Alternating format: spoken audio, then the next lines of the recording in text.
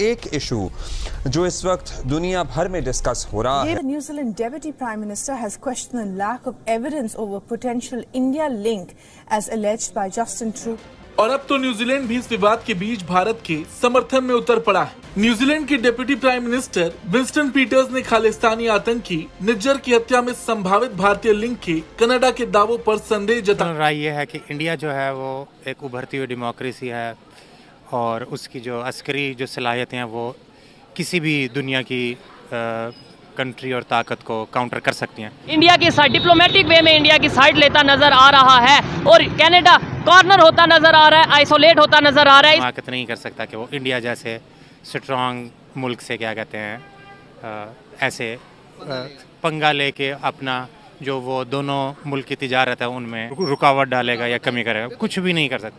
मुझे फ्यूचर में कोई वो नहीं नजर आ रही है, साल हो जाएगा मसला। जब फाइव आइज संगठन से जुड़े किसी देश ने कनाडा के आरोपों पर सवाल उठाया है।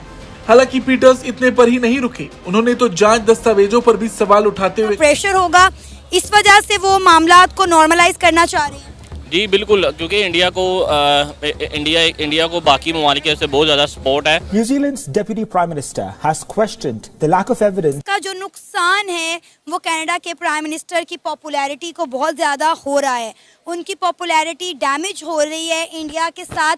नमस्कार दोस्तों, जय हिंद। खालिस्तान समर्थक हरदीप सिंह निज्जर की हत्या के बाद भारत और कनाडा के संबंध बहुत ही ज्यादा खराब हो गए थे। वजह थी कनाडियन प्रेसिडेंट जस्टिन ट्रूडो का बयान, जिसमें उन्होंने हरदीप सिंह निज्जर की हत्या का दोषी भारत को बताया था। लेकिन अब कनाडा को एक और बड़ा झटका लगा है, जिसे देख पूरी दुनिया शॉक्ड है। अब हाल ही में न्यूजीलैंड के उप प्रधानमंत्री विंस्टन पीटर्स ने सबूतों की कमी का हवाला देते हुए कनाडियन प्रेसिडेंट जस्टिन ट्रूडो के आरोपों पर सवाल उठाए हैं। न्यूजीलैंड के उप प्रधानमंत्री का यह बयान पूरी दुनिया सुन रही है। वजह यह भी है कि न्यूजीलैंड भी फाइव आइज की सीक्रेट इंटेलिजेंस के सदस्यों में से एक है, जिसमें संयुक्त राज्य अमेरिका, ऑस्ट्रेलिया, कनाडा, न्यूजीलैंड और यूनाइटेड किंगडम शामिल हैं। विंस्टन पीटर्स 10 से 13 मार्च भारत की यात्रा पर हैं। पिछले साल ही उनकी पार्टी के सत्ता में आने के बाद वह न्यूजीलैंड के उप प्रधानमंत्री बने हैं। मंगलवार को द इंडियन एक्सप्रेस को दिए एक इंटरव्यू में जब उनसे पूछा गया कि क्या कनाडा ने फाइव आइज कंट्रियों के साथ निज्जर मामले के सबूत साझा किए हैं, तो इस पर उन्होंने कहा कि एक वकील होने के तौर पर जब मैं देखता हूं तो मुझे नहीं मालूम कि मामला कहां है, सबूत कहां है, जो इन्वेस्टिगेशन हुई है वह कहां है। और विंस्टन पीटर्स के बयान से एक बार फिर यह साबित होता है कि कनाडा भारत पर सिर्फ बेबुनियाद आरोप लगा रहा है और कनाडा के पास इसका कोई पुख्ता सबूत नहीं है। ढाका ट्रिब्यून में ये खबर पब्लिश हुई है, जिससे लग रहा है कि पाकिस्तान के खिलाफ एक और महाज खुलने जा रहे हैं। उसमें यह है कि जो बांग्लादेश के फॉरेन मिनिस्टर हैं हसन, उन्होंने कहा है कि वो एक सेल बना रहे हैं और ये सेल जो है ये बांग्लादेश में जो नस्लकुशी हुई उसको रिकग्नाइज करवाएगा पूरी दुनिया से। इंटरनेशनल वर्ल्ड के सामने वो चीज दोबारा लाई जाएगी, उसको रिकग्नाइज करवाया जाएगा और उसके ऊपर जो है दुनिया को इकट्ठा किया जाएगा कि बांग्लादेश के खिलाफ जो है वो 1971 में क्या हुआ है।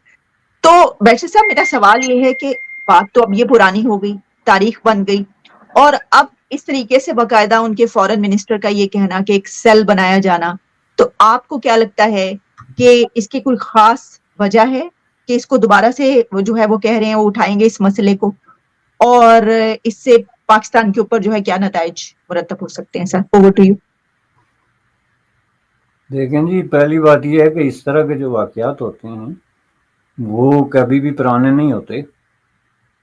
इन मानों में कि उन वाकयात के जो असरात और नताइज हैं वो बड़ा अरसा रहते हैं और उसमें कई दफ़ा जो है वो नेक्स्ट जनरेशन या उससे आगे आने वाली जनरेशन जो हैं वो उनको उठाते हैं। चूँकि जाहिर है कि इस तरह की जो सिचुएशंस होती हैं वो बहुत सारी हालात के साथ मशरूत होती हैं। उस वक्त जो 71 की सिचुएशन थी, तो उसके फ़ौरन आज़ादी के फ़ौरन बाद बांग्लादेश का सबसे बड़ा मुतालबा यही था कि इससे आगे बढ़ने के से पहले सबसे पहले जो है ये देखा जाए कि यहाँ पे जो जेनोसाइड हुई है और जो वार क्राइम, नस्लकुशी हुई है, उसका जो है वो पाकिस्तान की सिविल और मिलिट्री अथॉरिटीज़ जो हैं वो इक्वली रिस्पॉन्सिबल हैं और उसके बगैर ये हो ही नहीं सकता था, क्योंकि उस वक्त ज़ाहिर इख्तियारात का सरचश्मा जो है वो पाकिस्तान यानी मगरबी पाकिस्तान बेस्ड हुक्मरान थे, और उसमें जो फौजी उनके सरबराह थे वो भी वही लोग थे। उसको उनके ऑर्डर्स को एग्जीक्यूट करने के लिए जो लोग बांग्लादेश की सरजमीन पे बैठे हुए थे वो भी वही लोग थे। और फिर इस सारे मामले को टैकल करने के लिए जो सिविलियन उस वक्त भेजे गए, जिन्होंने जाके, जिसकी तरफ आपने बात की कि ज़्यादातर जो ख्वातीन का जो रेप हुए हो या जुल्म तशद्दुद हुआ या बेहरमती हुई, उसमें सिविलियन की एक बहुत बड़ी तादाद भी इसलिए शामिल थी कि उसमें इस तरह के इस्लामिक फंडामेंटलिस्ट ग्रुप थे जिनको मुख्तलिफ तंजीमों के ज़ेरे असर बाकायदा भेजा गया था। जो उस वक्त की मिलिटरी जो क़यादत थी उसकी सरपरस्ती में वहाँ जाके तो बाकौल उनके अमन कायम करने की कोशिश कर रहे थे, या बंगाली राय आमा को जो है वो तब्दील करने की कोशिश कर रहे थे। तो वो लोग उसमें बड़े पैमाने पे इन्वॉल्व थे, जिसमें कि जमात इस्लामी को बाकायदा पॉइंट आउट किया गया, जिसकी रिफ्लेक्शन आपने बाद में देखा कि जब बांग्लादेश के खुद अंदर अपने ट्राइब्यूनल्स और कोर्ट्स ने जो ये सज़ा का सिलसिला शुरू किया, जिसमें बहुत सारे इस जमात के लीडरों को सज़ाए मौत हुई या उम्र कैद हुई या इस तरह की लंबी लंबी सज़ाएं दी गई, तो वो बाकायदा एक ओपन कोर्ट प्रोसेस के अंदर उन्होंने प्रूव किया, इनको बाकायदा डिफेंस का मौका देके, कि ये 1971 के वाक़यात में उनके अल्फाज में जो फोर्सेस ऑफ ऑक्यूपेशन थी ये उनका हिस्सा थे, और उनके साथ मिल के तो इन्होंने बांग्लादेश की जो लोकल पॉपुलेशन है उसके खिलाफ जो एट्रॉसिटीज़ हैं या जो प्राइस साल हो जाएगा मसला। आपको इतने ये स्ट्रेटेजिक, ये हमेशा स्ट्रेटेजिक वो होती है कंट्रीज़ की कि हम तैयारी करके रखें ताकि हमारा जो क्या कहते हैं वो है शतरंज में हम एक चाल के आगे डालने के काबिल हो जाएं। ये हमेशा होता है। कैसे देखते हो? आपने भी ये कहा कि भाई चाइना ये हमाकत नहीं कर सकता, इंडिया जैसी बड़ी डेमोक्रेसी के साथ पंगा ले। इंडिया कैसे इतना उभर गया यार?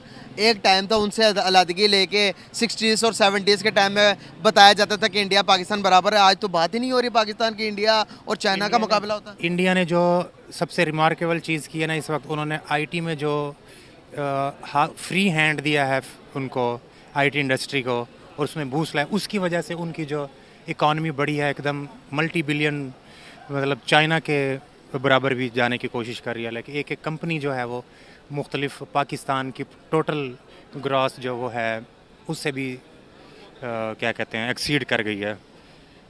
तो मेरा ख्याल है ये वजह है कि जो नौजवान हैं उन्होंने आईटी में पूरी दुनिया में उन्होंने क्या कहते हैं इंडिया ने क्या कहते हैं अपने वो दिए हुए हैं। क्या लगता है कि आने वाले टाइम के अंदर